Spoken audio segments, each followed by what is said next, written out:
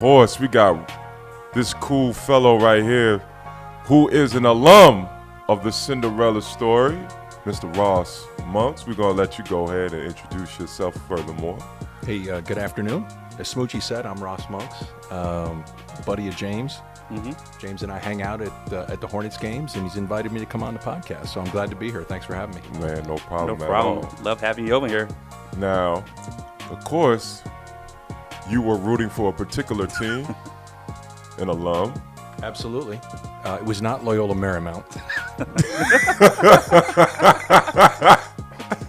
It was Loyola University. The rest of y'all call it Loyola University of Chicago. Right. But those of us who went there, it is Loyola University. Okay. And it's the largest of the Jesuit universities in the United States named Loyola, so we consider ourselves kind of the flagship Okay. of the Loyola. So absolutely, yeah. I'm a 1984 grad of Loyola. I had the honor of playing on that team up through my junior year. Okay. So this is kind of a return to relevance. When I played, we were a top 40 team. We had the second leading scorer in the country. Leading scorer was a guy named Xavier McDaniel out of Wichita State. And the number 2 scorer in the country for the 82-83 and the 83-84 season was a guy named Al Frederick Hughes out of Robeson High School in Chicago. Wow. So had the pleasure of playing with Al, and Andre Battle, Andre Moore, a lot of great guys from that era. And then we disappeared from the scene for about 33 years until here we are. Oh man, loving it. Loving it. Wow, that is something. Now, just in case people are wondering why I said Loyola Marymount, because I do get free gear from them. Keep on sending them. So, man, talk about the whole March Madness experience that you were able to go ahead, attend games, see guys that you haven't seen in probably over 2 decades. Yeah, it was interesting. And in the spirit of complete transparency, I got to be honest with you, I stopped following Loyola basketball about 4 or 5 years after I graduated because the program was not competitive anymore. And we played in the old Midwestern Cities Conference, which became the Horizon League. Right. The level of competition started to decline. Back when I played, and this is going to sound like, back when I played. Back in my day. Back in my day, the Midwestern City Conference was pretty tough. We had Xavier, we had Butler, we had Evansville, which was a powerhouse back then. I don't know if you guys recall that era. That's back when they wore the short sleeve shirts. And the short shorts. Yeah, and the short shorts. Well, yeah, everybody remembers the short shorts. But it was a powerhouse. And then Xavier left, and Butler left, and Evansville went to the Valley, and all the school. And then we started bringing in lesser tier. No offense to the schools, but they aren't Xavier, Butler, and Evansville. Right. We used to play every year. We'd play Big Ten schools. We'd play Illinois. We'd play Northwestern. We played DePaul every year. And this is back in the Ray Meyer years. So it was legit. And all of our games were on WGN and broadcast nationally. Now that went away.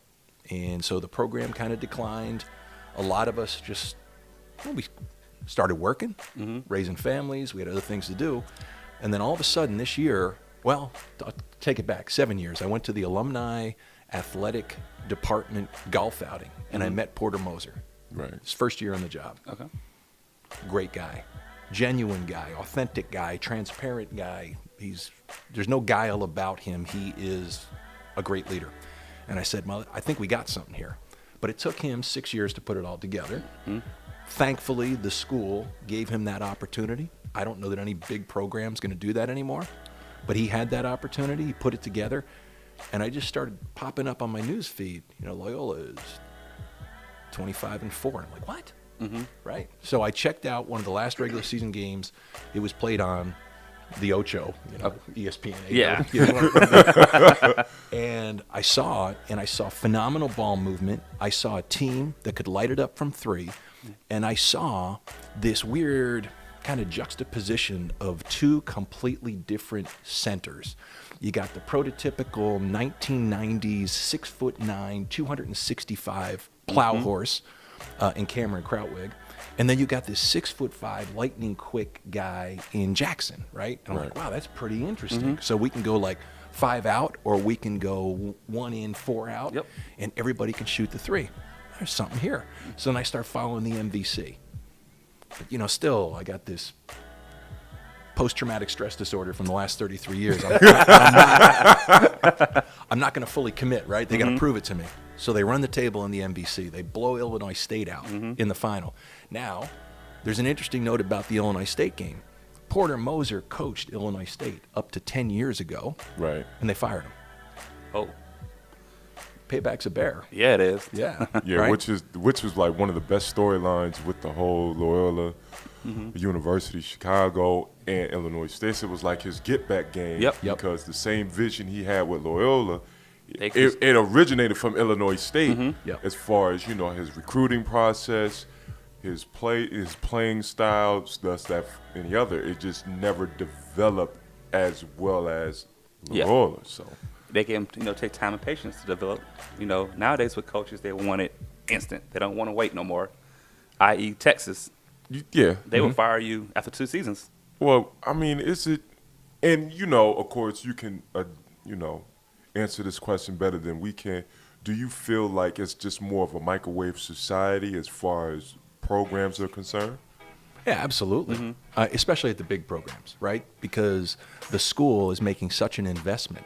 It's got to justify, particularly in a state school, it's Yep. got to justify to its trustees and to the taxpayers of the state, why am I paying $5 million for my coach when he's Mediocre. mediocre? Right. Not making a tournament every year. Yep. So the big programs, it's tougher. You're not going to get a lot of runway to Gotcha. prove yourself. You're going to have to hit the ground running.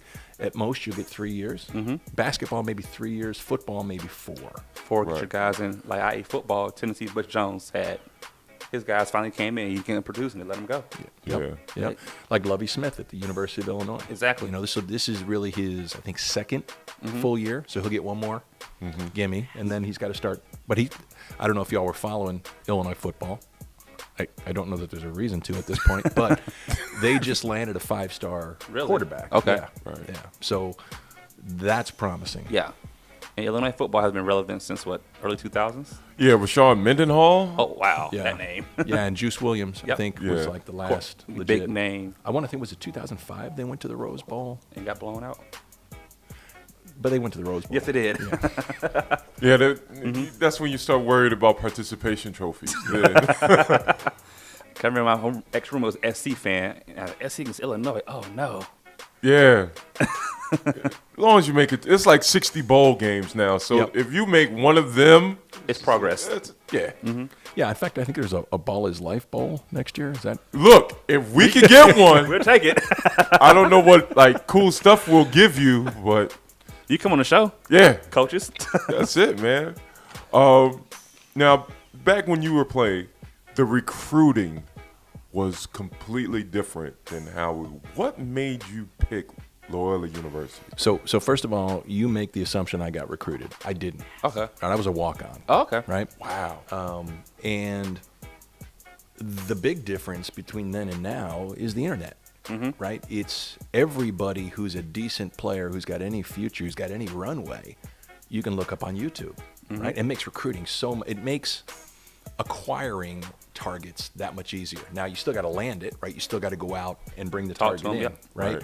But back then it was all word of mouth. It was physical scouts out on the road.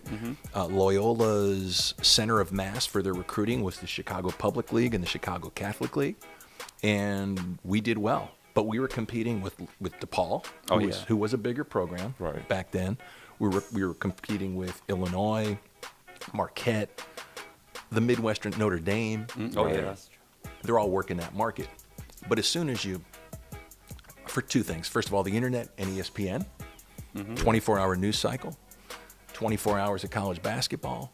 So you can start to see, and then those tentacles start to spread. And I think the issue with Loyola was we went away from our sweet spot. We were fishing in that pond, in the public league and the Catholic league pond, and we were doing well, but we figured we wanted to go outside that. And that wasn't our strong suit. Yep. And now we're back to it. If you look at our lineup now, Dante Ingram Yep. Yeah. from Simeon, first player we've had from Simeon in 30 years. Oh, wow. Right? And Dante he was the sixth man on the Jabari Parker Team. state championship team. Oh, okay. Right? So we're back into that. Nice. We've tapped back into that market. So that was probably the biggest difference. Is it really is a kind of a Six Sigma process now, Okay. right? As opposed to back then, it's data analytics, it is film, it is objective data. Back then, it was scouts calling in and saying, "We got to sign this guy." Yep. Now, let me ask you how important it is for a university that doesn't have the luster like a Kentucky or Duke to land that kid from a big-time metropolitan city like a Chicago, like a New York, like a Philly, like a Miami in your program.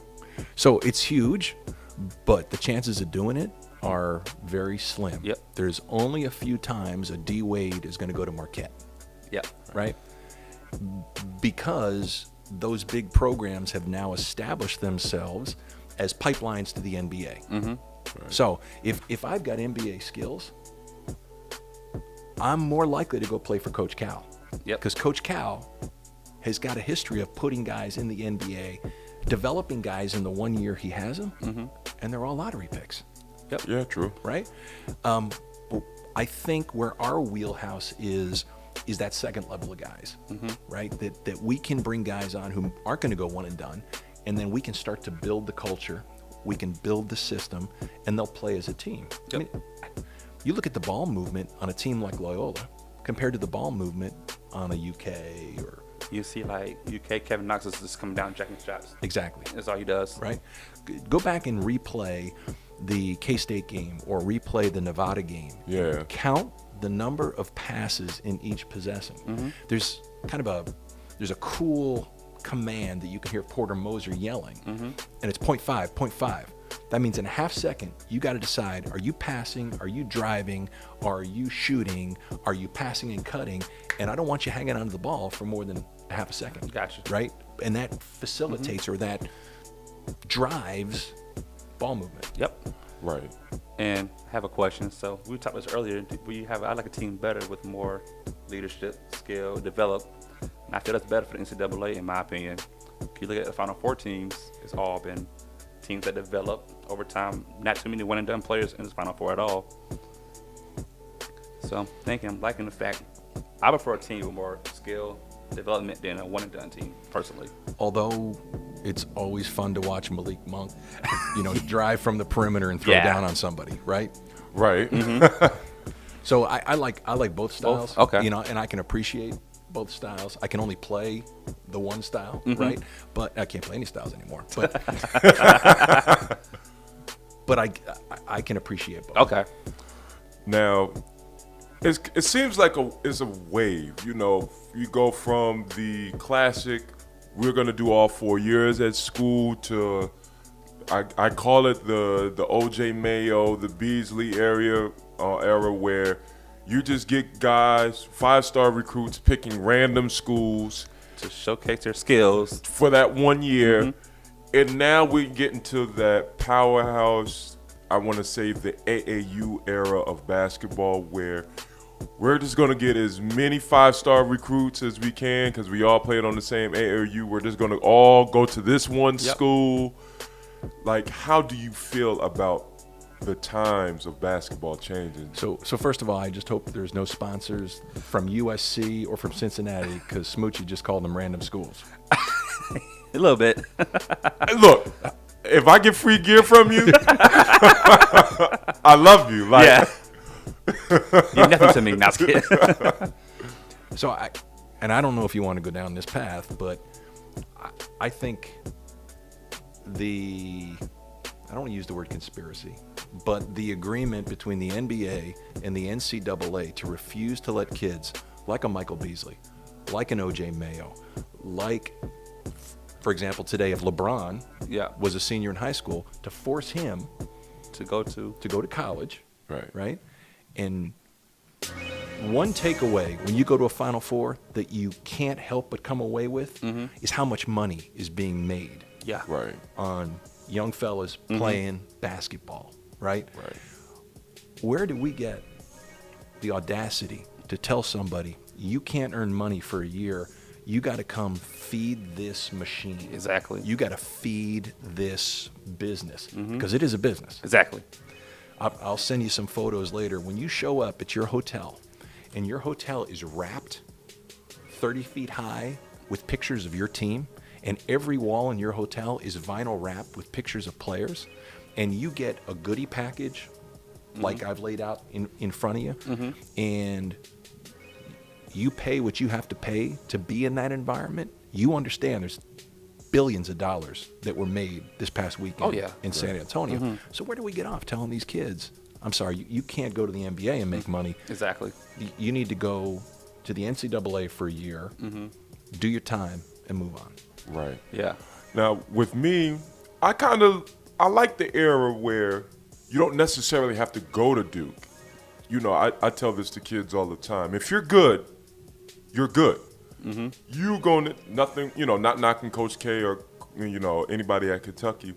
But when O.J. Mayo, when he picked Southern California, when Mike Beasley chose K-State, when Lance Stevenson chose Cincinnati. Obviously, Ben Simmons, LSU. Yeah, Ben Simmons to LSU. You're going to the league anyway.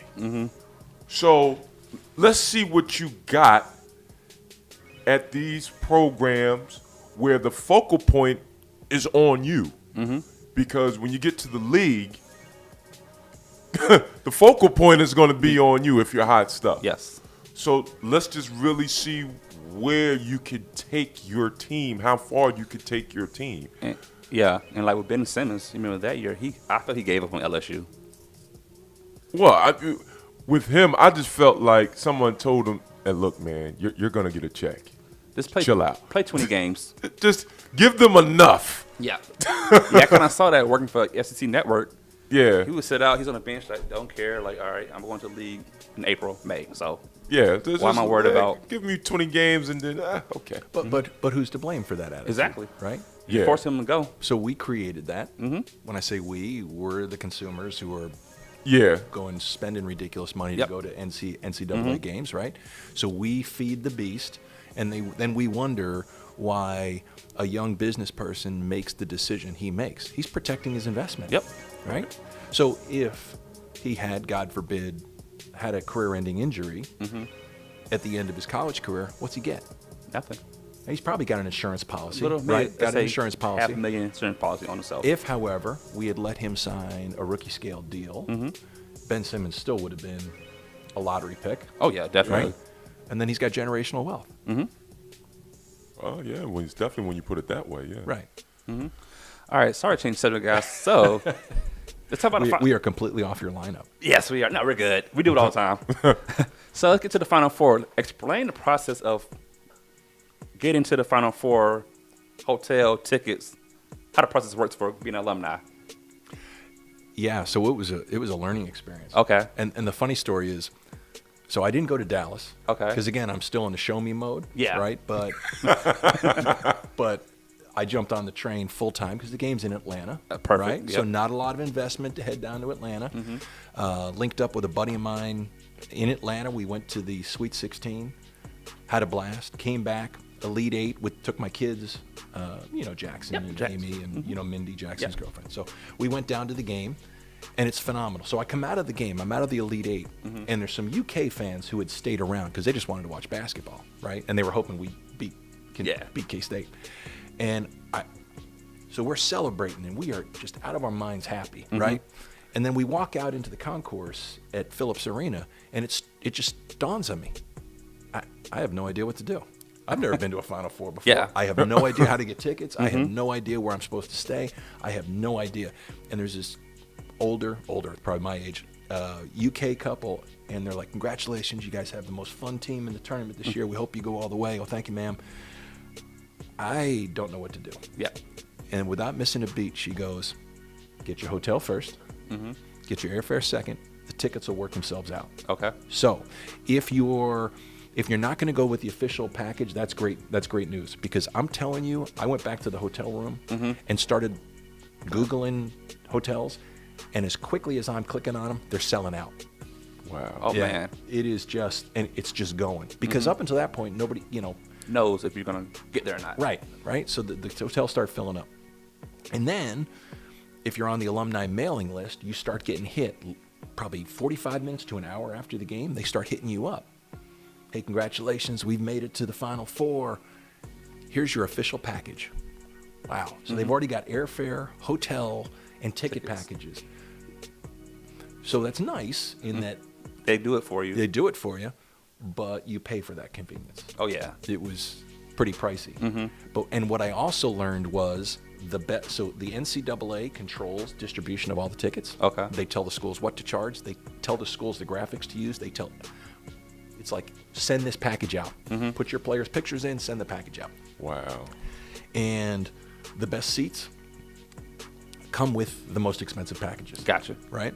So, for example, Loyola sat section 106 to section 110 at the Alamo Dome. Okay. And the Alamo Dome, it's real important where your tickets are because it seats 100,000 people for basketball. And when you put a basketball court on a football field, baseline to baseline is 35-yard line to 35-yard line, Okay. right? Right. And then you've got 48 rows of seats, folding seats, Right. before you get to the football stadium. And so let's say, and then the sections, 106 is a corner, 7's a corner, 8 is a corner, 9's a corner, 10 is on the baseline, and 11 is midcourt. Okay. Right. And so all four schools have that configuration of the 100 level. Now here's the thing. You want to be in the first 24 rows of each one of those sections. Because if you think about it, football field to stands is maybe a 6 to 12 foot elevation. Yep. Right. They got to get 48 rows in that 6 to 12 foot elevation. So if you're not 6'8", I'm 5'8", so you want to be up front. And if you want to be up front, you got to get the package. Because if you don't get the package, so what they do is they'll take all the tickets and they prioritize them top to bottom. I'm sure the guys who actually played minutes were given better priority than I was. But they prioritize the prioritize the tickets based on the package you buy and the quicker you buy it. So you want to pull the trigger quickly. yeah. Now we did okay. We were in section 110, row L. Okay. So we were It's not bad. middle. we were 12 rows up from the floor. Not bad. But I swear to you, I was only like 18 inches off the floor. So there was Really? Wow. yeah. So I had no problem seeing. But Libby was like, all right, and she watched the big screen all liked night. the cell. Yeah. Oh man. Now explain to me, if you was like not in that element of those 12 to 15,000 seats, you're pretty much screwed if you was above those. Like, You know, I think so, but I don't know so. So I'm just trying because I didn't go up there and check it out. Okay. But I think you're a distance, right? So you think about sitting upper deck at Bank of America, right? Yeah. For football, with 22 guys on the field, and it's a bigger field, it feels like. But again, squeezing in 35 to 35 and a little bit more than hash mark to hash mark, and there's only 10 guys on the floor. I'd rather just watch. You do a better job watching it at home. But you don't get the excitement, yeah. right? And you don't get the pre-party, and you don't get the walk down the street with everybody yelling at everybody else, and it was really fun. Okay. Really fun. Which, mind you, college pre-parties are awesome. Oh, I believe it, especially in Final Four parties. Yeah, true indeed. So explain to us, how was San Antonio sights and sounds with the Final Four going on? It was crazy. There were many people who did not sleep. I mean, it was all through the night, just hearing "Go Blue" or LUC or heck, I can't even remember the other two teams in the tournament. Rock Chalk Jayhawk. Yeah. Who else am I missing? Nova. Yeah, let's go Nova. Michigan. Right? Oh, Big Blue. Go Blue. Yeah, so all night long. And Libby's like, I cannot believe there are people still up at 4 o'clock in the morning screaming "Go Blue." So. I can believe it though. I mean, Right. Final Four's like a party central almost. Right, and it was based. The Alamo Dome is right off of the Riverwalk, Okay. which is Right. the party district in San Antonio, and people just walked up and down the Riverwalk and all night long. I can believe it. Sounds like fun. It's like it's a fun experience. Now, when Loyola U finally lost, how was the atmosphere then? So I guess let me take you back, and I'll take you through kind of the events of the evening. You remember Michigan got out to a real strong start. Yeah. Right. So they had their run, and we responded, and I felt really good about the fact that we didn't wilt. We're on the biggest stage, not only in college basketball, but I think the Final Four is bigger than the NBA Finals. I agree. I agree. You know, in terms of Just big. and, media like, attention and eyeballs on the game. And we responded. And we were cool, and we were calm, and we continued to play our game, and we were up by 7 at half. Yep. So I went up to get a pop, and it was a pop. It was not a Mick Ultra. It was not a Mick Ultra because they don't sell beer at the Final Four. Although I heard in 2019 they are going to do that. Really, it's going to be in Minnesota next 19, right? Yeah, I believe. yeah. Okay. So anyway, I went up to the concession stand right at the top of section 110, and the "We Are LU" chant was deafening. And my one regret from the Final Four was I didn't get a video of that. I was in the moment, which Yeah. I guess is good. Good, and I'll always remember it. But it was deafening, and it wasn't just us; it was the KU fans, and it was the Villanova fans. Because they didn't want to play Michigan, they wanted to play us, right? Yeah. They thought it was feeding time to play, Yeah. you know. So it was 3/4 of the stadium just rocking the place. Wow. Right? So we're all feeling really good, and we are like, forearming and just having a great time. Okay. So things went well, and if you remember, we actually got up by 12 Yeah. Yep. in the second half. And then you could see Michigan started pushing out the perimeter on their defense, right? They really started doing a good job of getting in our lanes. And at the 10-minute mark, they made their run. Right. And we weathered it for 3.5 and maintained our composure. But if you look at that, a lot of turnovers Yep. started to happen, right? And it was certainly a turnover is always your fault, right, as the Yeah. passer. But they were not unforced turnovers. It was outstanding defense by Michigan. And you could see at the 6:30 mark, and again, this is because I'm 12 rows, right? Yep. I can see the look on the kids' faces, and they're like, wow, Michigan's pretty good. They're here for a reason. Yeah. And you could just tell there was a change in the body language. And that's when the energy started to go down in the crowd, too. And that's when the Michigan fans started to feel their oats, right? Gotcha. They started, and so up until that point, I would say it was a 75% Loyola crowd. Then it went to 50-50, and that's probably where it stayed the rest of the game. I will say that the Loyola fans didn't give up. They stayed. No one left early. Okay. Everyone stayed till the end, cheered till the end. Of course, it's just hard to, Kind of, yeah. it's hard to keep the energy up when you know it's over. Now, as a player, how important is the crowd? It's huge, and it can be huge two ways. You either want a crowd that's behind you, like the Loyola crowd is, or you want to get booed, right? Yeah. You want people hating you. You 'Cause- feed on the booze. Right, because both of them get you just fired up. Yep. Right? And maybe it's tapping into positive energy, and maybe it's tapping into negative energy, but either one works. The worst is nobody showing up to the games. Yeah. Yeah. That's the worst. So Yeah. you feel, come out, like, hate to say it, a Hornet game some days. Yeah. Fans don't show up, and I see the players' faces when they look like, oh, okay. Yeah. And they kind of play like a desert goal.